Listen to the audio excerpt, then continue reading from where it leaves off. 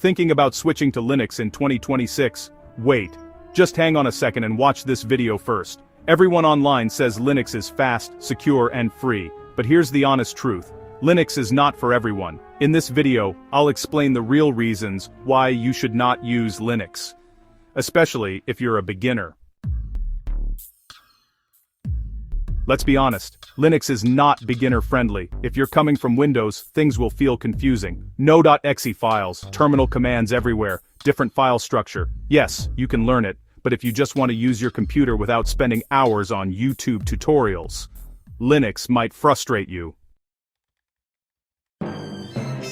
Many popular software programs are not fully supported on Linux. For example, Adobe Photoshop, Microsoft Office full desktop version, some professional editing tools. Yes, there are alternatives, but they are not always perfect replacements. If your work depends on specific Windows software, Linux can become a headache.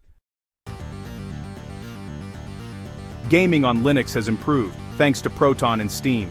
But still, not all AAA games work perfectly. Some anti-cheat systems block Linux users. Drivers can sometimes be tricky. If you are a hardcore gamer, Windows is still the safer choice. Sometimes, Wi-Fi doesn't work out of the box. And yeah, sometimes printers need manual configuration. There are times when NVIDIA drivers can cause issues too. On Windows, things usually just work, but on Linux, you might need to search forums and, well, copy terminal commands. Ubuntu, Fedora, Arch, Debian, Mint, Kali. Which one should you choose? For beginners, this is honestly overwhelming. Instead of actually using your PC, you end up distro hopping every month. If you work in, corporate offices, accounting, the design industry, or enterprise environments, most companies still use Windows or Mac OS. So, learning Linux is powerful, but honestly, it may not be necessary for everyone. Now listen carefully. Linux is not bad. Actually, Linux is amazing for servers, cybersecurity, cloud computing, DevOps, and programming. Most of the internet runs on Linux. But the key point is this: Linux is powerful, but it's not for everyone.